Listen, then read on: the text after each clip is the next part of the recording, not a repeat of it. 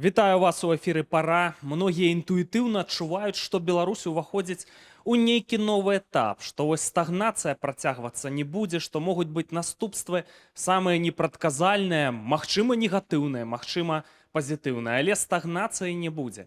І як прасілі многія гледачы, у гэтым выпуску бярэ ўдзел Зянон Станіславович Пазняк. Вітаю вас. Добрый день. Перад падзеямі 2020 года вы апублікавалі прарочы артыкул, дзе апісалі, што паспрабуе Расія дэстабілізаваць сітуацыю ў Беларусі. Вось быў гэты неапраўданы паслявыбарчы гвалт, так, это выклікала ўзбуджэнне. Напэўна, у іхных планах не было, што вот беларусы выйдуць з бел-чырвона-белымі сцягамі, але ўсё адно як бы і рэжым Лукашэнкі саслабілі, і Беларусь пераўтварылі ў вайсковы плацдарм. Ну вось зараз імітацыя чарговых выбараў, так? Што можа быць? Што вы зараз скажаце людзям? Режим добра падрыхтаваўся да гэтай аперацыі. Яна пройдзе па яго задуме. Яна праводзіцца як вайсковая аперацыя, таму што задзейнічаны спецназ, міліцыя, ОМОН, войскі будуць удзельнічаць, патрулі будуць ездзіць. А перад гэтым была прынята такая паправка ў закон, што войска можа страляць па людзях. Усё это робіцца дзеля застрашэння людзей. Ну і з другого боку гэты рэжым зрабіў пэўныя высновы з 2020 года. Ён пабаіваецца, як бы не было нічого падобнага у 2020 годзе з боку Расіі. Не было нейкай правакацыі. І таму задзейнічана войска тут усё. Я думаю, што гэтыя пасеянні не спраўдзяцца, таму што сітуацыі для правакацыі цяпер няма. Можа быць, будуць якія там малыя, каб трошкі, як кажуць, папсаваць нервы Лукашэнку, каб ён адчуваў, што Расія заўсім не зірае. Але вялікай правакацыі не будзе, яна не рыхтуецца, няма падстаў для гэтага.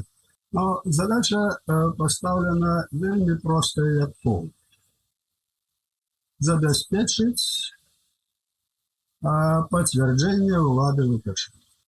Другая задача – это створить такие умовы, как можно было ставить питание об легитимности этих выборов, об легитимизации этой улады.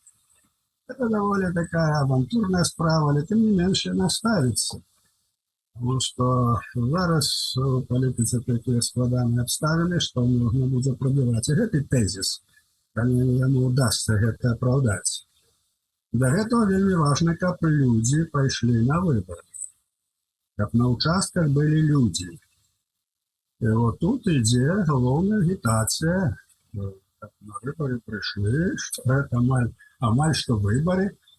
І притым эта агітацыя ідзе з усіх бакоў. І з боку самого рэжыму, і з боку прарасійскай апазіцыі, якая існуе за мяжой. Маецца на ўвазе ўсе гэтыя офісы, ватушкі, гэтыя. Притым яны праяўляюць за мяжой яшчэ большую актыўнасць, чым сам рэжым. Просто да шаленства даходзіць. Каб людзі ішлі на выборы і выкрэслілі ўсіх. Як быццам это мае значэнне, каго выкрэсліваць. Главное пайсці. Главное для яго цяпер пацвердзіць сваю уладу шляхам гэтых фальшывых выбораў. Это значит, что он абсолютно сведомо ідзе на такі крок, што улада будзе у яго, і по факту, лічыючы, што военные абставіны, и по факту з ім трэба будзе мець справу. Это палітычна абгрунтавана. Потому что реально, каб мець справу з пытаннямі по Беларусі, то трэба кантактаваць з Лукашэнкам. Бо ён ёсць нелегітымны, але по факту ён ёсць улада. І вось гэта ён зразумеў, што калі не удастся пробить право об легитимности, это, конечно, не удастся, никаких надей на это немає, то улада повинна быть жестко застаться в его руках. Ось тому такая военная операция Нічого не треба ад гэтых выбараў чакаць. Яны адбудуцца ў стандартным фальсіфікацыйным рэжыме. Будзе аб'яўлена там 83 колькі галасоў і будзе сказано пра элегантны перамог. Атрымліваецца, што у рэжыма справы ўсё ідзе выдатна, ўсё як планавалася. Няма ніякіх праблемаў. Да, у рэжыму справе ідзе так, як ён хоча. І выбары ён правядзе ў сваім рэжыме. Ну, пэўныя падазроныя рэчы адбываюцца ў Беларусі, так? Лукашенко, вось ён нервова, сіплы, папярэджвае, што будзе цяжкі год, эканамічна, раззлаваны, не трымае сябе пад кантролем, так? Нейкі вот візіт у Кітай, не называюць нават даты, калі гэта адбудзецца да выбараў, як быццам это нейкая спецаперацыя, збіраецца ў Кітай, прытым не пасля выбараў, так, а да. Была дэзінфармацыя з Крамля, што тут нейкі дзяржпераварот плануецца ў Беларусі, хочуць нешта зрабіць з Лукашэнкам, Байден, баевікі, сотні мільёнаў даляраў. Для чагосьці ж гэтыя наратывы яны пашыраліся з Крамля, так? Ну і кантынгенты расійскія все-таки ў Беларусі ёсць, праводзяцца там камандна-штабныя вучэнні на Гожскім палігоне, нейкія зноў варушэнні на беларуска-украінскай мяжы, павялічваецца колькасць войскаў, ёсць сілавікі расійскія. Зенон Станіславович, вы перакананы, што падчас вот так званых выбараў не здарыцца нічога экстраардынарнага? Не трэба палохаць саміх сябе. Войскі там, пераехалі з аднаго месца ў другое. Няма ніякой грыполкі, якая магла б рэальна нечым пагражаць. Элементарныя рэчы. То, што паедзе ў Кітай, ён упэўнены, што зроблена так, што выбары адбудуцца не выбары, а без выбары, будзем так сказаць. Адбудуцца па яго сцэнару. Вот. Што датычыць этого верху, якія падняліся там у памылках розных інфармацыйных, што там пераварот, там Москва рыхтуе, гэта ўсё глупства. Это чистая пропаганда, каб пасеяць непэўнасць, пэўны страх у людзей, каб баяліся, і Лукашенко трохі папалохаць. Бо рэальна нічога няма. Рэальна нічога няма. Вот у 20-м годзе было рэальна. І мы пра гэта ведалі не толькі, і рэжым ведалі, яшчэ зімой 20-го года. Вот тады было рэальна. Тады былі людзі, якія ішлі да прэзідэнта, не адзін, а некалькі. Ось, тады было ўсё, тады было відавочна. Зараз нічога гэтага няма. І таму гэтая ўся прапагандысцкая валтузня, палоханне толькі на карысць Лукашенка. Што датычыць Китая, поедзе ў Кітай, прадэманструе сваю упэўненасць, ўсё. Але з другого боку, Кітай важная краіна у палітыцы Лукашенка. Яму хочацца неяк ацалець, адшчупаецца ў Маскве. Ён стараецца на гэтых узаемадачыненнях паміж Китаем, Россией сыграць. Я мушу сказаць, што з гледзяча яго паводзін, з яго сітуацыі, ён дзейнічае даволі рацыянальна. Безумоўна. Да чаго это прывядзе? Не думаю, што да нечага істотнага прывядзе, але ён стараецца знайсці сабе нейкую абарону ад маскоўскай удаўкі. Бо яны накінулі на шыю пятлю і весь час заціскаюць. Вот он шукае, они показывают, что мы тут вот можем провокацию, мы тут переворот зробим, у вас там то и все, как я нервовался. Вот. И как все нервовались, и полохались, и шли на выборы массами. Это примитивная московская политика, все там мы бачили не первый день, это было уже час. И тому повторяю, вот эту военную операцию без выборы, яны падрыхтавалі даволі грунтоўна, яны ее правядуць. И ничего не адбудзецца у ближайший час. Праз некалькі дзён інаўгурацыя Трампа, так, вось былі спадзевы пэўныя, што такі рашучы палітык, які на Беларусь зверне ўвагу на нашае стратэгічнае становішча і прымуць рашэнне нанесці расейцам стратэгічную паразу ва ўкраіне, і Трамп той чалавек, які такое рашэнне мог бы прыняць. Праўда, больш займаюцца сваімі інтарэсамі ў Арктыцы, так, каб процістаяць Кітаю і Расіі. Таму размовы пра Грэнландыю. У Панамскі канал кітайцы ўлезлі, так, вось збіраюцца займацца Панамскім каналам, які амерыканцы, дарэчы, будавалі. Ну што пасля гэтай інаўгурацыі можа здарыцца ў нашым рэгіёне, ці паўплывае гэта на Беларусь, якія вашыя чаканні? Мы еще не знаем, что будет рабіць Трамп. Потому что не только ад яго залежыць. Залежыць ад каманды, якая ў яго будзе. Мы нічога не ведаем пра яго каманду. Мы не ведаем, бо это новая каманда. Мы ведаем, што было тады, калі ён першы раз быў прэзідэнт. Але тых людзей ужо няма, там зусім новыя людзі. І таму гаварыць нешта пэўнае даволі цяжка. Мы, аналізуючы, разумеем, што ёсць інтэрас Амерыкі.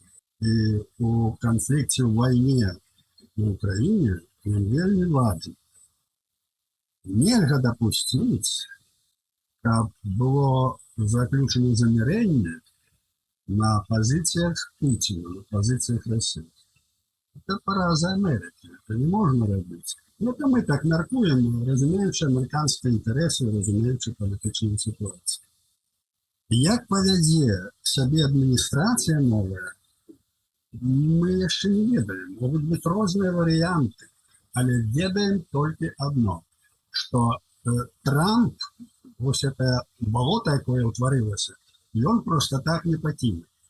Ён будзе дзейнічаць, это зразумела.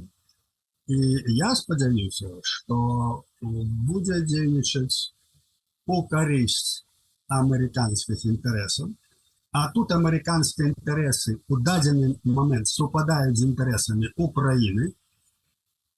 І вялікая верагоднасць, што гэта так і будзе. Што датычыць, вы сказалі пра, так, это жартам амаль што пра Грэнландыю, там пра Панамскі канал, нават пра Канаду, здаецца, не ўпомнілі, але это было. Это сур'ёзна. Это сур'ёзна, таму што пачаўся перадзел свету. І гэта перадзел свету пачаўся 15-го года, калі здалі Крым. Калі міжнародная супольнасць падняла ручкі перад Пуціным. Тады рухнуў ялцінскі парадак, і от з таго часу Путін пачаў рыхтавацца да вайны, да захопу Беларусі. Бо вот это, что в 20-м году рабілася, это акція захопу Беларусі і падрыхтоўкі плацдарма нападу на Украіну. Полностью гэта не ўдалося, але ў цэлым удалося. Вот. Дык вот, улічваючы, што ўжо 3 гады ідзе гарачая вайна ў Украіне, і што гэты перадзел пачаўся, гэтыя заявы палітыкаў пра Тайвань, пра Грэнландыю, пра Панамскі канал, яны маюць сэнс зразумення таго, што можа быць. Калі ідзе такі перадзел свету, калі сур'ёзна пачынаюць думаць у Москве, каб захапіць Арктыку, ну, яны прад'яўляюць свае прэтэнзіі на Арктыку, што это іхная тэрыторыя. А это сур'ёзна. Это не важно, что там, как кажут, лёд и полночный полюс, а стратегічны это важно. То Америка бачыць, што Китай зацікаўлены Грэнландыяй. Там ужо ёсць, як кажуць, свае прыкметы. Тым больш, што Китай даволі істотна пранік у панамскую справу, Панамскі канал. Панамскі канал зроблены пры дапамозе Амерыкі, амерыканскіх інвестыцый. Паступова это была цэлая гісторыя, як там Панама атрымлівала незалежнасць. І зараз тое, што сказаў Трамп, што магчыма, ён сказаў, што это магчыма, не адмаўляў, што можа быць ужыванне сілы. І гэта ён сказаў праўду. Таму што калі Панамскі канал у перадзеле свету захопіць, ну, часам эканамічнымі метадамі гэтак захопіць Кітай, то Амерыцы не будзе выхаду, калі не будзе ніякіх другіх метадаў, як увесці свае войскі. Слухайце, Трэцяя сусветная вайна ўжо пачалася такім чынам. Паўтараю, ідзе перадзел свету. І гэтыя заявы не эксцэнтрыка Трампа, это разумны чалавек. Ён быў прэзідэнтам 4 гады. І Амерыка была на добрым узроўні пры яго прэзідэнцтве. І тут трэба падумаць, на якім месцы у гэтай раскладцы знаходзіцца Украіна. На мой погляд, на першым месцы. На мой погляд. Але толькі на мой погляд. Мы не ведаем, як будзе думаць каманда Трампа. Вот. Таму не трэба мець ілюзій, але не трэба і упадаць у песімізм, у роскач. Я, напрыклад, гляджу аптымістычна, ведаючы, як Трамп себе паводзіў, якая яго палітыка 2016 года. Ось, я думаю, што будзе направа, і у тым ліку гэтая направа, калі яна будзе датычная да Украіны, то яна паспрыяе і направе Беларусі. Вот. Так што я гляджу аптымістычна на палітыку Дональда Трампа. Зенон Станіславович, вы канстатавалі, што ідзе перадзел свету. І па выніках гэтага перадзелу, ну які лёс можа Беларусь напаткаць? У якую зону Беларусь трапіць, вось калі глядзець рэалістычна? Таму што пэўныя, ведаеце, пэўныя заявы нават экс-высокіх чыноўнікаў з нашых суседніх краінаў, вось той жа Кулеба, так, экс-міністр замежных справаў Украіны, дарэчы, вось у нядаўнім мінулым, які тут заяўляе, Берасця гістарычна-украінская, і Гомелі, Магілёў, і Пінскі Мазыр. Такое ўражанне, што ніхто з намі, з беларусамі не лічыцца, ці не будзе варыянтаў там новых рыжскіх дамоваў. Як будзе, ніхто не ведае. Важна зрабіць так, каб не было горш. Мы бачым, што Еўразвяз, асабліва Нямецчына, праводзяць даволі паслядоўную палітыку па знішчэнні беларускай дзяржавы. Шляхам эканамічных санкцый, шляхам такого падыхода адмаўлення усялякіх кантактаў з дыктатарам, нават улічыўшы неабходнасць гуманістычных кантактаў, каб вызваліць ад смерці людзей, якія ў турмах. З тэрарыстамі трэба весці перамовы. Іншага шляху няма. Аб жыццях закладнікаў. Людзі, якія сядзяць у турмах беларусы, не закладнікі, яны зрабілі ніякого злачынства. Каментар у інтэрнаце там падабальных паставіў. І далі што зрабіць. Там это закладнікі. І паколькі рэжым стаіць моцна, уладу яго, як кажуць, нічым зараз пахіснуць нельга, трэба гэтых людзей ратаваць. Ратаваць гуманістычным метадам, уступаць з тэрарыстамі перамовы. Першае гэта вызваліць, другое гэта спыніць рэпрэсіі, таму што это ўзаемазвязана. Калі проста вызваліць, он будзе зноў папаўняць, ну, это бездомная дочка. Вось, таму ёсць усе магчымасці, тым больш, што ён як бы дае знак, што ён хацеў бы. Трэба прыняць гэты знак тэрарыста. Трэба прыняць. Іначай яны будуць знішчаны, гэтыя людзі.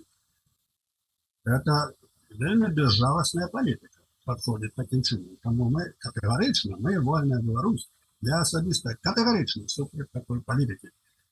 Вот. Па-другое, гэтыя эканамічныя санкцыі, яны ўсе непатрэбныя, бо яны ўсе нішчаць нашу дзяржаву. Яны ўсе загналі, всю эканоміку, ўсё загналі ў Расію, ў карысць Пуціна. Эканоміка стала працаваць на вайну, пагналі яе ў Расію, больш 80%. Гандаль, які быў з Еўропай, ён знішчаны, яго няма. Самалёты не лётаюць. Прытым відавочная рэч, выкарысталі не правакатара, а агента ФСБ, такі прафесійны. Ну вы ж бачите, что ФСБ провело такую, ну, примитивную операцию, как знищить Беларусь, санкции супротив Беларусь. Кому они шкодят? Народу. Він не може льотати туди, куди треба. Народу. Не кажучи ўжо пра астатнія. Таму гэтыя санкцыі накіраваны толькі на знішчэнне нашай дзяржавы. Вот уявіце, рухне путінський режим, а это безумовно. Буде новая ситуація. Россия, магчыма, застанецца.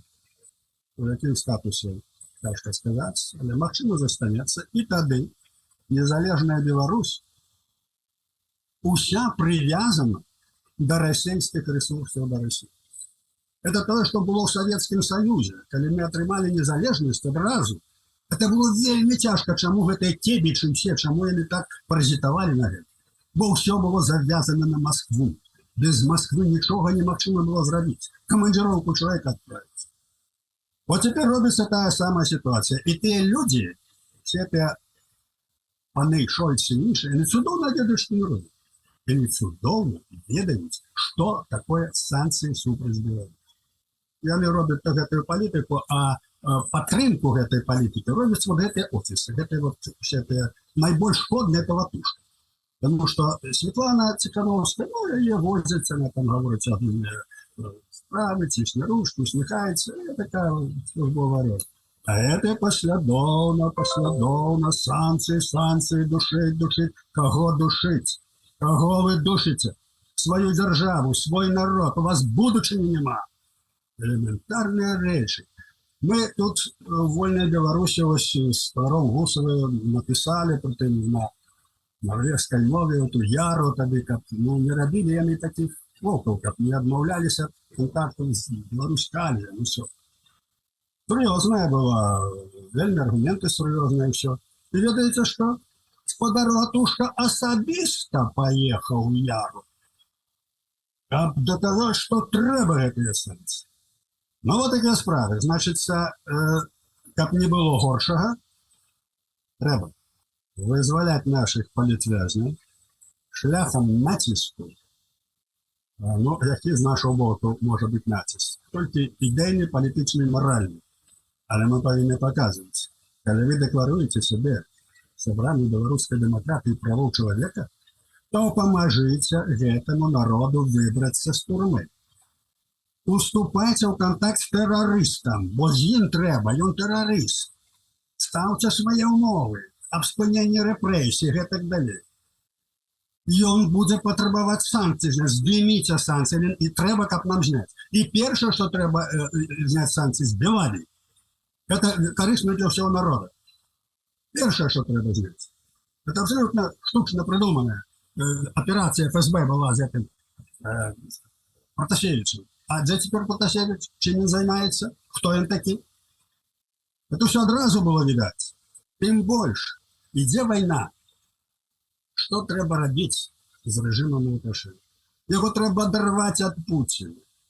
Ну, елементарні речі, як оторвати? Контакти треба не, да, ён вас обмане, ён жулик, усё. Но майте розум, умейте з ним обиходиться. Это война. Сталином контактовать. Треба гэта робить.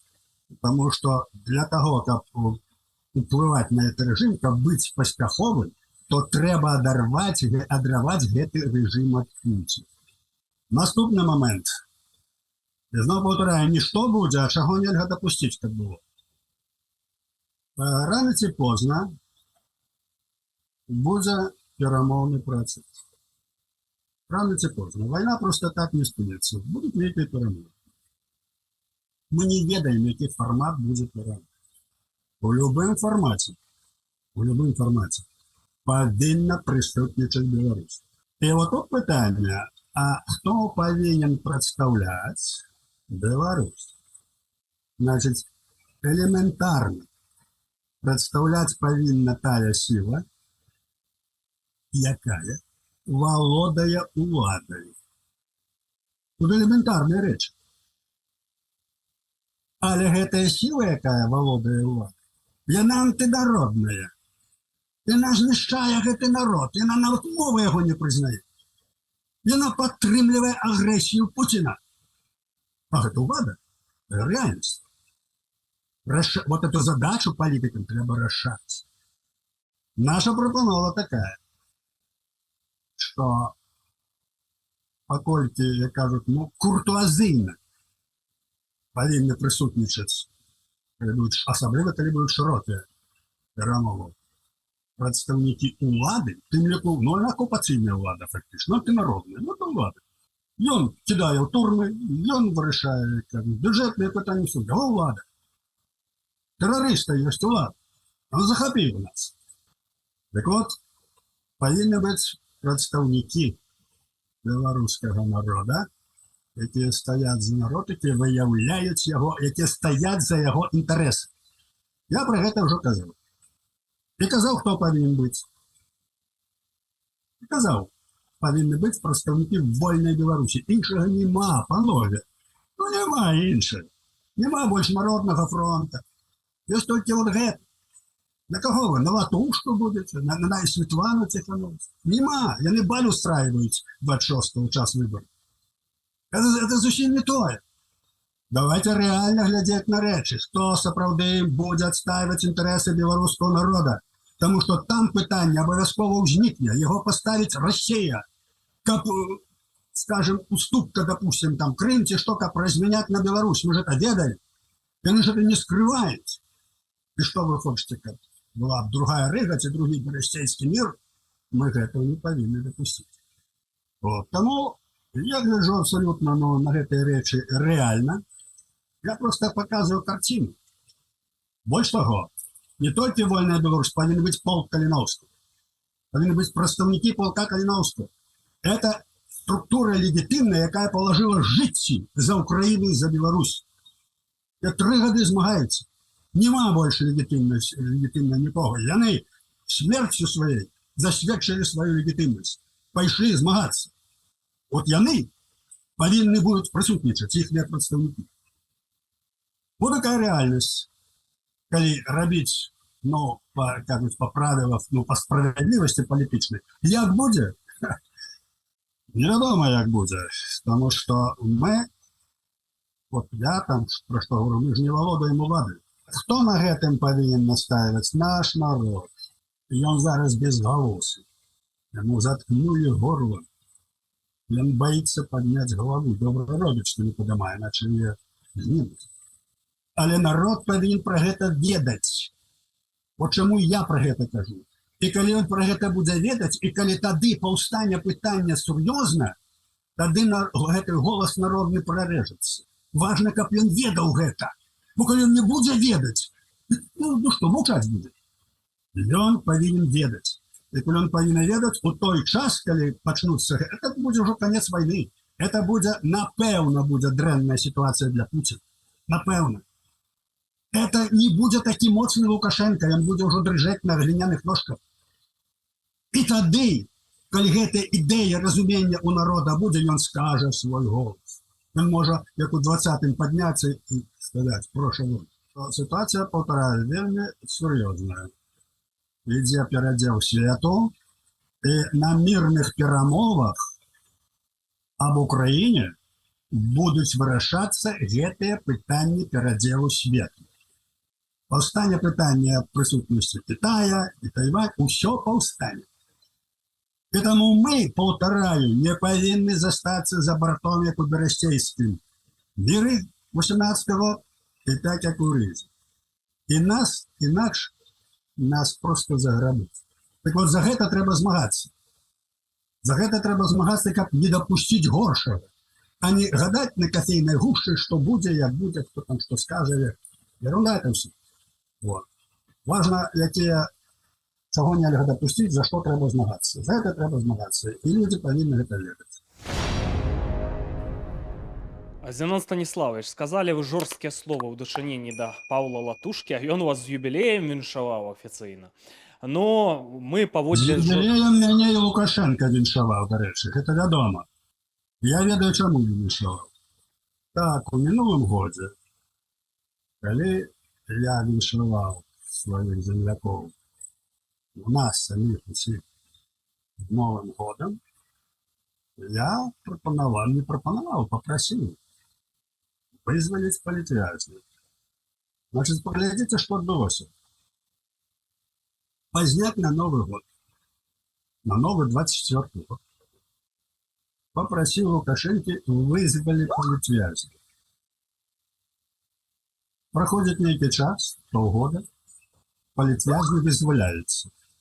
И вот тут я попросил, вязнів почали вызывать. Это не тому, что я попросил. Напевно. Я не ведаю сувязі. Але факт, то остается фактом, то вязнів почали визволяти його свої інтереси. До речі, тут глядиш, політики абсолютно правильно діють. Абсолютно правильно. Захід діючи неправильно, я правильно діючи. Треба використати було таку можливість. Вони не використовують, тому що їх своя політика відносно Білорусі. Її треба знищити державу під виглядом от цієї війни. Це викликає велике обурення.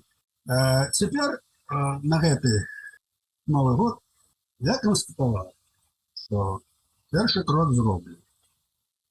Другий крок – перестати людей кидати за край. Спинить репрессии. То, что я сказал в минулом году выпустить політв'язнів, и то, что я теперь сказал спини репрессии, я маю на это моральное право и историчное право. Я могу это сказать. И я сказал. Як буде робити Лукашенко, поглядим. Але я это агучу і сказав. Ці існуе рызыка таго, што ну пэўна ж Расія мае нейкія намеры анексаваць Беларусь.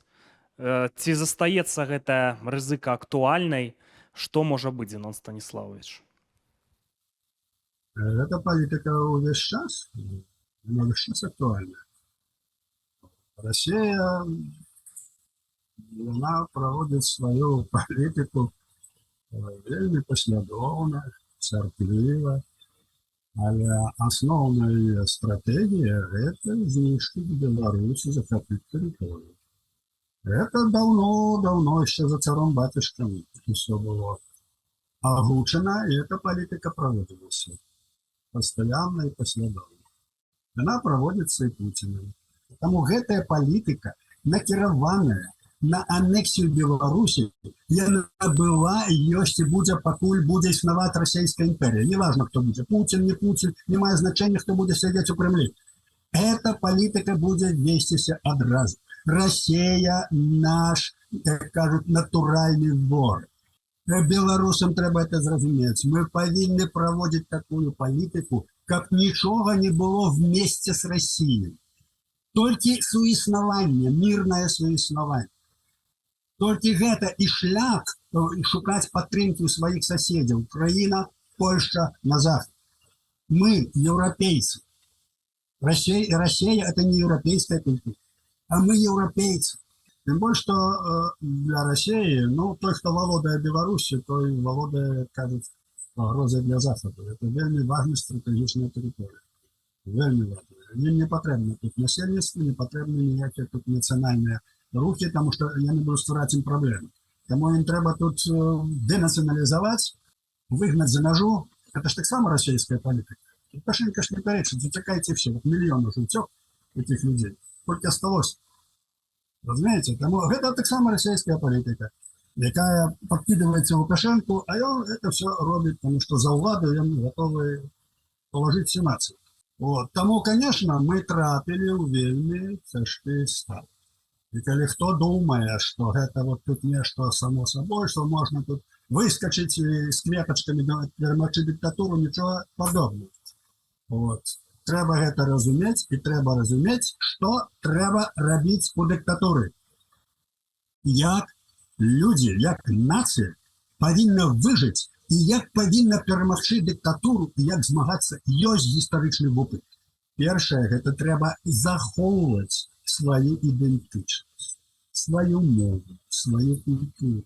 Гэта захоўваецца шляхам сацыяльных контактаў, сямейных контактаў. Гэта диктатура супраць, яна, публічна ты нічого не скажеш. але ніхто не залезе табе в чарапную коробку. Ты можешь говорить с другими людьми, с детьми, выховывать, это все робится. И история показывает, что так робилось. Треба заховать сябе. Абавязкова. Гэта ідзе як тарфяны пажар, гэта гады ідуць, але гэта выхоўваецца цэлая, і потым дыктатура раптам падае заўсёды, таму што там ішоў гэты тарфяны пажар. Як правіла, дыктатура падае раптам. Таму што вот гэты пажар, яна не падае цяпер, таму што гэтага пажара мала. Другое. Людзі, якія пад варожай акупацыйнай дыктатурай, нават пад акупацыяй, яны, каб захаваць сябе, каб захаваць сваю нацыю, сваю культуру, яны павінны ісці ва ўладу. Яны павінны ісці ў мясцовую ўладу.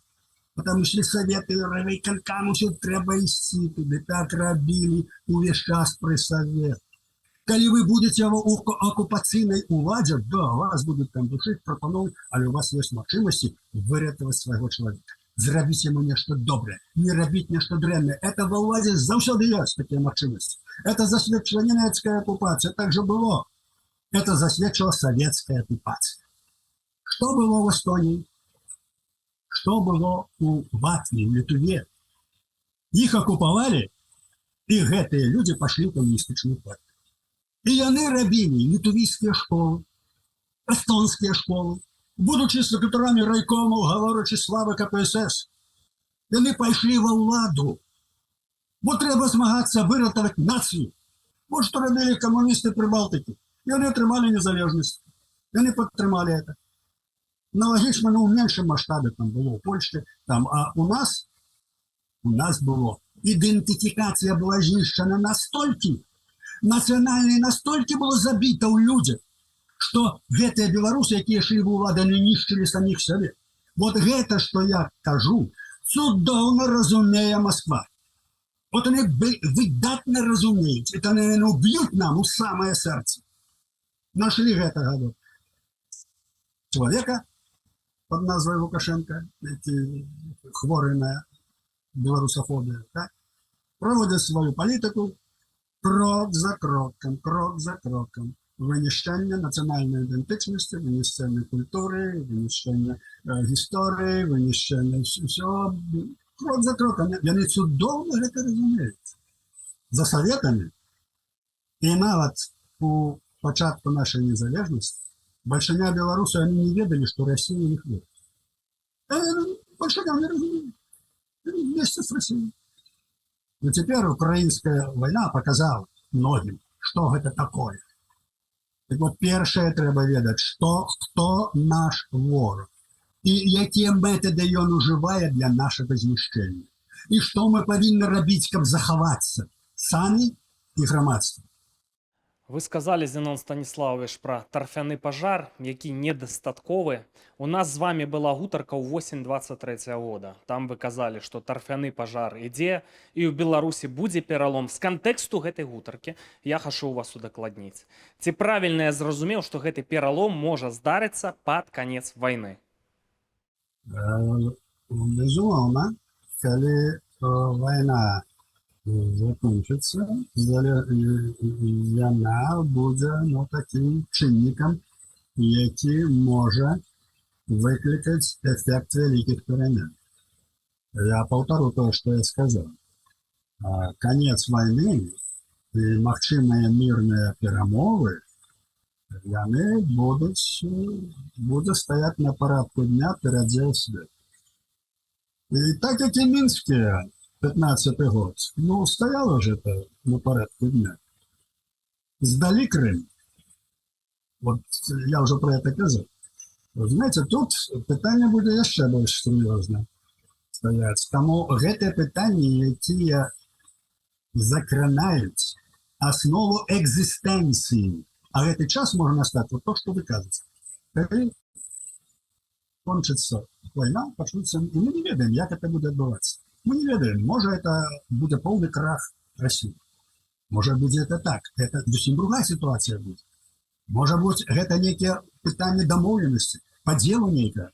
Мы это не ведаем, але в любой ситуации гэта будзе той час, які будзе, ну, штуршком для виявлення народної волі. О чому я казав? Про перемови і про той час, коли народ може виступити. Тепер він не виступить, тепер вибори – це не вибори. Але от цей час, він буде. І до його треба рихтуватися. Не тоді, коли вже, як кажуть, півень приспівав, а тепер. Шановні глядачі, чекаю ваших реакцій. І, звісно, просовуємо Білорусщину. Зенон Станіславович, щиро вам дякую за уділ. Дякую взаємно, всього вам доброго. Живе Білорусь! Живе вічно.